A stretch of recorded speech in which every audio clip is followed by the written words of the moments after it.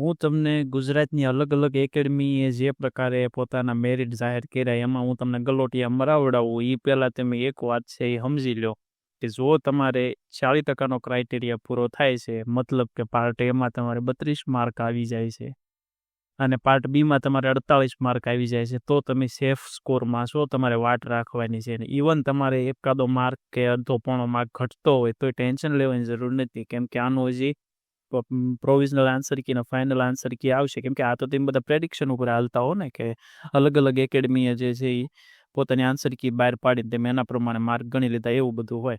પણ તમે એક વસ્તુ સમજો કે આમાં ઘણી બધી ભૂલો હજી નીકળશે અને જે પ્રોવિઝનલ આન્સર કી આવશે એમાં ભૂલો નીકળશે.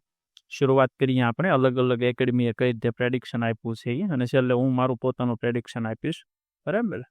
સૌથી પહેલા બકુલ કાકા એવું કહે છે કે તમારું મેરિટ છે 98 થી 103 ની વચ્ચે અટકશે. ફાઇન. આ જનરલમાં મેલના મોટા ભાગે આમાં હોય કે જનરલ મેલને મળી જાય તો બધાને મળી જાય એવું હોય. એટલે જે આ એકેડમી વાળા કે ને એમાં હું તમને ઉપર ટોપ લેવલનું છે મેરિટ કહીશ તમને. જનરલ મેલમાં એનું સૌથી ઊંચું અટકે 98 થી 103 અટકશે એવું બકુલ કાકાનું કેવું છે. વેબ સંકુલમાં અકરમ શેરસિયા સાહેબનું પોતાનું પ્રેડિક્શન એવું છે કે 107 થી 105 107.5 સુધી અટકી શકે છે. બાકી આમાં તમે જોઈ શકો છો કે expert review, offline student review, ઓનલાઈનનો સર્વે અને અકરમ સાહેબનું પોતાનું રિવ્યુ અને ફાઇનલ એનો વર્ડિક્ટ 107.5. એ આ બધાની એવરેજ લઈને ત્યારે 107.5 આવેલો છે. બરાબર. પછી આપણે અહીંયા જીસીએ સુરત એ સાહેબનું કેવું એવું છે કે આ મેરિટ છે એ 111 થી ±5 એટલે કે 106 થી 116 અટકી શકે છે. અહીંયા આ સાહેબનું કેવું એવું છે કે 102 થી 105 ±3 મતલબ અહીંયા 99 થી લઈને 108 સુધી અટકી શકે છે. અહીંયા આ સાહેબનું કેવું એવું છે કે આ મેરિટ પુરુષોમાં 105 અને મહિલામાં 95 અટકી શકે છે. કેમ કે બાકી બધા તમે જુઓ ને તો એ જનરલ કરતાં તો ઈડબ્લ્યુએસ ને ઓબીસી, એસસી, એસટી બધું ઓછું હોય છે, તો જનરલનું તો સૌથી ઊંચું અટકે. એટલે આપણે જનરલ ઉપર જ ફોકસ કરીને આવે છે. બાકી માર્ક તો તમે જોઈ શકો છો બધાનું.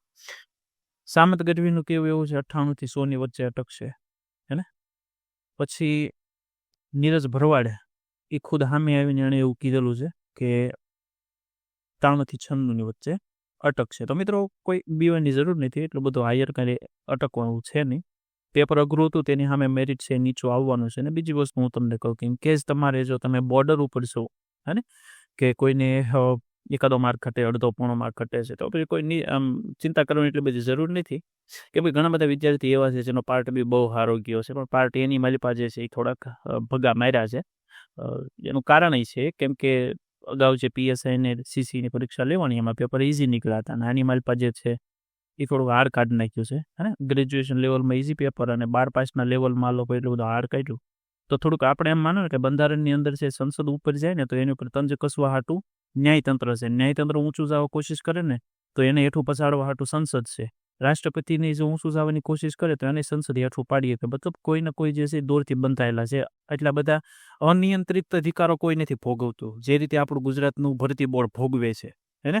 મતલબ મને ક્યારેક તો એમ થાય કે ભાઈ આવું કોઈક પ્રાવધાન હોવું જોઈએ કે આની ઉપર એક બોડી બેહે જે એક્ઝામનું જે રેગ્યુલેશન કરે છે ને એની ઉપર એક રેગ્યુલેટરી બોડી હોવી જોઈએ કે આ ભરતી બોર્ડના કામો ઉપર ધ્યાન રાખે કે આવી રીતે મતલબ આ શું છે એમ પેપર આમ મતલબ સેન્ટ્રલ લેવલના પેપર તમે જુઓ ને તો તમને અંદાજ આવે કે આ લોકો ઉપર કેટલું બધું રેગ્યુલેશન્સ હોય છે. વિદ્યાર્થીઓ જે તૈયારી કરતા હોય ને એનું એક મતલબ એનો ફિક્સ હોય કે તમારે ગણિતના 30 પૂછાવાના છે તો 30 જ પૂછાય. આ લોકો 30 45 પૂછી નાખ્યા. એટલે આ એક્ઝામ અને એને પીએસઆઈનું પેપર હોયલું ને કોન્સ્ટેબલનું એટલું બધું અઘરું એટલું બધું તો ન કહેવાય પણ મધ્યમથી લઈને હાર્ડ જેવું તો હતું જ તે. મતલબ પીએસઆઈનું તમે ક્લાસ 4 લેવલનું લ્યો છો અને તમે આ કોન્સ્ટેબલનું છે સુપર ક્લાસ 3 લેવલનું લ્યો છો તો એવું તો કંઈ ન હોવું જોઈએ ને. મતલબ આ ભરતી બોર્ડની માથે એક રેગ્યુલેટરી બોડી હોવી જોઈએ. અને બાકી હું તમને કહું ને તો તમારે 100 ની આજુબાજુ સ્કોર છે ને તો તમે સેફ સ્કોરમાં છો. બરાબર. એવું કોઈ ચિંતા કરવાની જરૂર નથી. કદાચ એવું બને કે તમારે 120 પ્રશ્નો જે પાર્ટ બીના હતા એમાં તમારે 99-98 આડે વાડે તમારે કદાચ આવી જાય એની મારી પાસે 99-98 જેવા અને ઓલાની અંદર જે છે એને એકાદા 2 માર્કથી રહી જતા હોય એવું બને તો કોઈ ટેન્શન લેવાની જરૂર નથી. કદાચ ફાઇનલ આન્સર કે આવે એમાં તમારું થઈ જશે. બરાબર છે. અને એસસી એસટીમાં તો આપણે એવું કહી શકીએ કે આ લોકોને કદાચ જે છે એનું જે 40% ક્રાઇટેરિયા છે એની કરતાં નીચે જવું પડે એવું બની શકે. તો ટેન્શન લેવાની જરૂર નથી. પેપર અઘરું હતું તો એને સામે મેરિટ નીચું આવશે. તમે મહેનત કરી છે તો તમને એનું ફળ મળશે. અને એક બોધ તમારે આમાંથી એવો લેવાનો છે કે તમે હાલ જીકે જીએસ ઉપર છે પરીક્ષા ક્રેક નહીં કરી શકો. તમારી જરૂર પડશે ગણિત રિઝનિંગની. જો હજી ન કર્યું હોય તો ચાલુ કરી દેજો. અને એવું લાગે તો જો તમને આમ પાયાનું હું કાંઈ એવું હું કહું કે ભવિષ્યવાણી તો નથી કરતો, પણ જો તમને પાયાનું નથી આવડતું તો તમારા માટે થોડીક તકલીફવાળું છે. એટલીસ્ટ પાયાવાળું શીખી લો તમે, હે. બાકી અઘરા દાખલા છે તો હોશિયારને નહીં આવડે. જે બેઠો છે ને ગણિતનો એને નહીં આવડે અઘરા દાખલા છે તો એ આ પેપરે સાબિત કરી દીધું. એટલે એટલીસ્ટ તમે બેઝિક તો શીખી લો. હાયર લેવલના દાખલા ગણવામાં મતલબ મારે બોલાય જાય પણ જવા જોઈએ દાખલાને હાયર લેવલના છે. નીચેના દાખલા જે છે હોયલા એ તો સોલ્વ કરો. એટલું આવડી જશે તો કોન્ફિડન્સ ઘણો બધો આવી જશે. અને મારે એવું છું કે ગણિત રિઝનિંગમાં બધા કોન્ફિડન્સ જ લૂઝ થઈ ગયો. સૌથી પહેલું ગુજરાતીની બધું જોઈ ગયા. ગુજરાતીમાં 5 માર્ક જ આવે એમ હતું 20 માર્કમાંથી.